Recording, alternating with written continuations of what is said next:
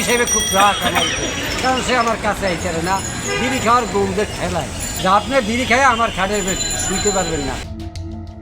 একটা সময় দিনে 12 থেকে 13 বার ধূমপান, এটাই ছিল তার নিত্যদিনের অভ্যাস। কিন্তু বিয়ের রাতে জীবনে আসে নাটকীয় মোড়। নববধূর এক কথায় থমকে যান তিনি। ধূমপান করলে আমার পাশে ঘুমাতে পারবেন না।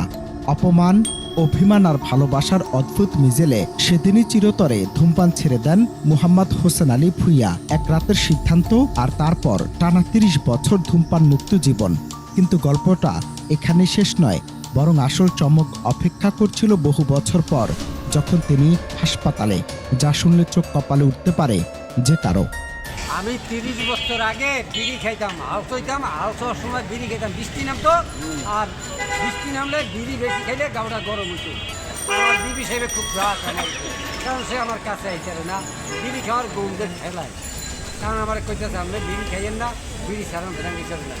বাড়িতে আসার পরে রাত্রের বেলায় সে বলল যে আপনি বিড়ি খাইয়ে আমার খাটের শুইতে পারবেন না, কাছে আমার খাটে। আমি কই শুন, আমি খাটের নিচে শুয়েন। কেন? আমি একটু বিড়ি টুন দেয়, বিড়ি ছাড়ান দেবেন, এরপর আমার কাছে হিসাব করলাম যে আল্লাহ, আজকে তো শশীনের তারিখ, শশীনের মিছিলে করিয়া বিড়ি খাওয়াটা বন্ধ করে দাও। কইয়া বিড়ি ম্যাচ হালাই দিলাম ওই খালের মধ্যে। আমি ওই হইতে আজ পর্যন্ত বিড়ি সিগারেট খাই না। সময় গড়িয়েছে, যৌবন পেরিয়ে আজ বার্ধক্যে পৌঁছেছেন হোসেন আলী। শরীরে বাসা বেঁধেছে নানা জটিলতা। সম্প্রতি চিকিৎসার জন্য হাসপাতালে গেলে ডাক্তার তাকে জিজ্ঞেস করেন দিনে কতবার ধূমপান করেন। প্রশ্ন শুনে হতবাক তিনি। 30 বছর আগে ছেড়ে দেওয়া অভ্যাস আবার কিভাবে ফিরে এলো শরীরে? পরীক্ষা নিরীক্ষার পর উঠে আসে ভয়ঙ্কর বাস্তবতা। শরীরে এখনো রয়ে গেছে নিকোটিনের প্রভাব, আর সে কারণে স্থগিত করা হয় তার জরুরি অপারেশন। বর্তমানে আমি ঢাকা সরকারি কর্মচারী হাসপাতালে ভর্তি হইলাম। আমার রোগ হইল কুচকির গোড়া দিয়া ফুললে হচ্ছে। ডাক্তারের পরীক্ষা নিরীক্ষা করার পর সে বললো যে আমি বিড়ি খেয়েছেন। কবে? আমি কেছি আরও 30 বছর আগে। 30 বছর আগে যা ফুসফুসিতে দাগ পড়িয়া গেছে, এই বিড়ি সিগারেট খাইছে। এখন পর্যন্ত আমার অপারেশন করাইতেছে না, এই 2-3 মাস কমাইতে আমার আগেও বিড়িটা না খাওয়াটাই আমার মতে সবচেয়ে উত্তম। কাজে এই বিড়িটা না খাওয়াটাই সবচেয়ে ভালো। এটা কেউ খাওয়ার চেষ্টা করেন না, আর অথচ খাইয়েন না। আমি কিন্তু সারা দিচ্ছি আপনারা।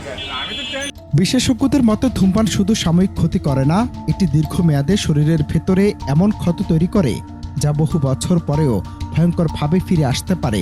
ফুসফুস, হার্ট, এমনকি রক্তনালীতেও স্থায়ী প্রভাব ফেলে এই নিকোটিন। তাই আপনি আজ ধূমপান ছাড়লেও তার ক্ষতি পুরোপুরি মুছে যেতে সময় লাগে অনেক বছর, কখনো কখনো আজীবন।